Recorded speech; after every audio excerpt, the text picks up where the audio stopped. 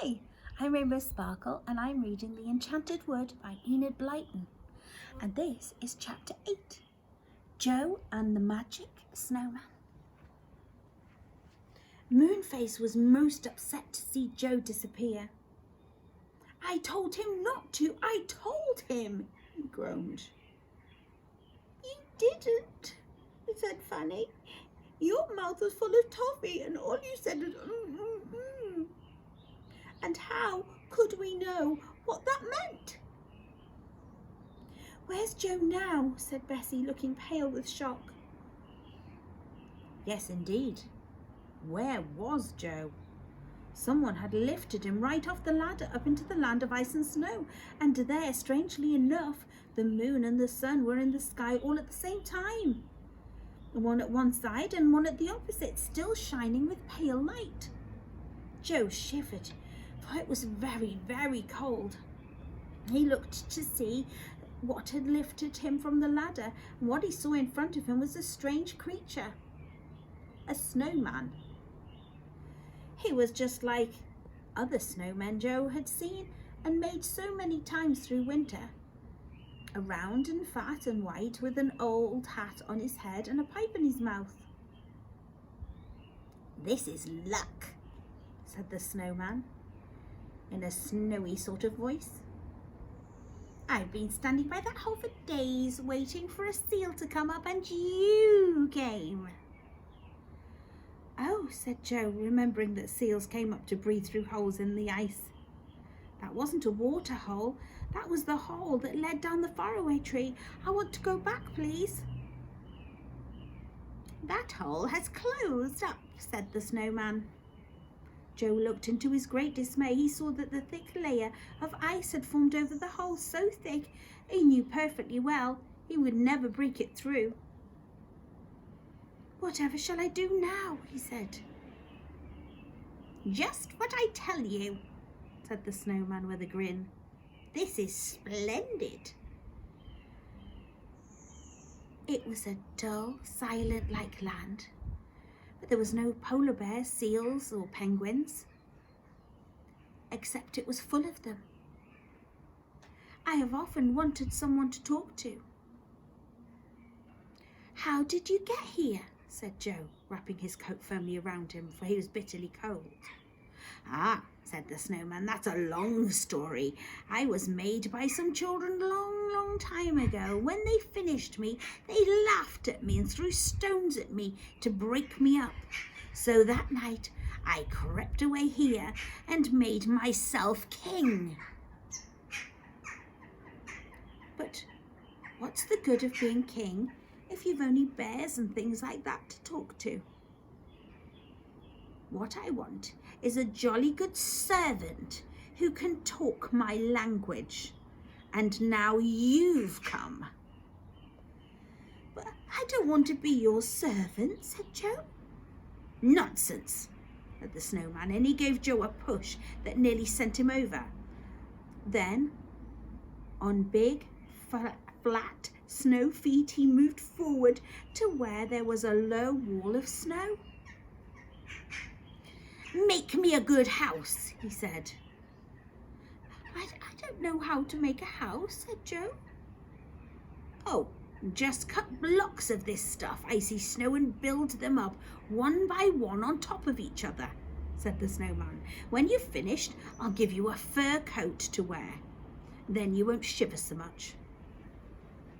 Joe didn't see that he could do anything but obey, so he picked up a spade that was lying on the wall and began to cut big bricks of the frozen snow.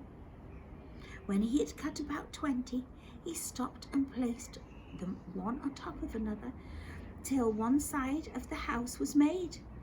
Then he began to cut snow bricks again, wondering all the time how in the world he would ever be able to escape from this strange land. Joe had often built little snow houses of soft snow in his garden during winter, but now he was making a big one with proper snow blocks as hard as bricks. He quite enjoyed it, although he did wish the girls were there too. When he had finished it and made a nice rounded roof, the snowman came shuffling up. Very nice, he said. Very nice indeed. I can just about get in, I think. He squeezed his big snow body inside and threw out a fur coat for Joe. Joe put it on, thankfully. Then he tried to squeeze in after the snowman, for he wanted to be out the cold, icy wind. But he was so squished between the snowman and the walls of the snow house that he couldn't even breathe. Don't push me, said the snowman disagreeably. Move up. I can't, gasped poor Joe. He felt quite certain that he would be pushed right out of the snow hut through a hole in the wall. Just then there came a curious grunt at the door. The snowman called out at once. Is that you, Fury? Take this boy to your home under the ice. He's a nuisance here. He keeps squishing me. Joe looked up to see who Fury was. He saw a great white bear looking in. The bear had a stupid but kind look on his face. Ooh, said the bear, and pulled Joe out in the open air. Joe knew it was no use to struggle. Nobody could get away from a bear as big as that, but the bear was certainly kind. Ooh, he said to Joe in a loud grunting noise.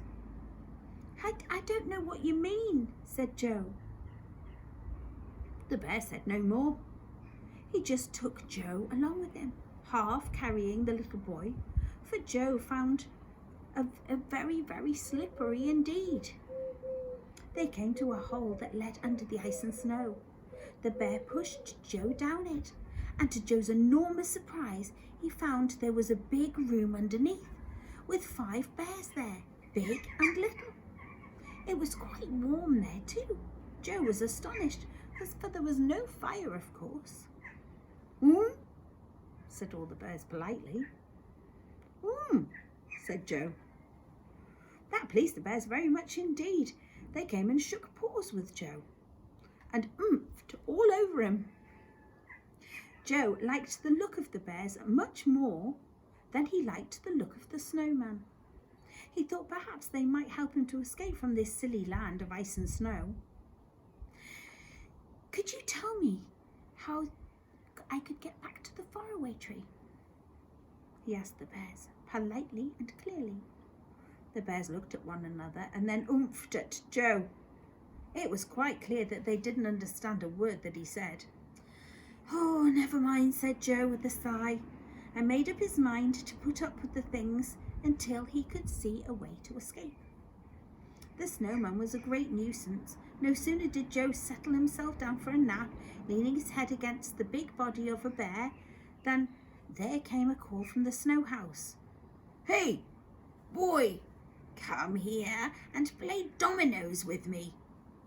So Joe had to go and play dominoes, and as the snowman wouldn't let him come into the hut because he was so squished, Joe had to sit at the doorway and play, and he nearly froze to bits. Then another time, just as he was eating a nice bit of fried fish that one of the bears had kindly cooked for him, the snowman shouted to him to come and make him a window in his house. And Joe had to hurry off and cut a sheet of clear ice to fit into one side of the snow house for a window. Really, that snowman was a perfect nuisance. I wish to goodness I'd never peeked into this silly land, thought Joe 100 times. It's a good thing the bears are so nice to me. I only wish they could say something besides, Joe wondered what Bessie and Vanny were doing. They must be upset that he didn't come back. Would they go home and tell their father and mother what had happened? They were upset. They were in great fright too. It had been dreadful to see poor Joe disappear up into the cloud like that. Moonface looked very solemn too. He could speak quite well now that he'd swallowed all his toffee. We must rescue him, he said, his face shining like a full moon. How? Asked the girls. I must think, said Moonface, and he shut his eyes. His big head swelled up with his thinking. He opened his eyes and nodded his head. We'll go to Goldilocks and the 3 bears, he said. Her bears know the bears in the land of ice and snow, and she might be able to help Joe that way. But where does Goldilocks live? Asked Bessie in wonder. I thought she was just a fairy tale. Goodness gracious, no, said Moonface. Come on, we'll have to catch the train. What train? Said Fanny in astonishment. Oh, wait and see, said Moonface. Hurry now, go down the slippery slip and wait for me at the bottom.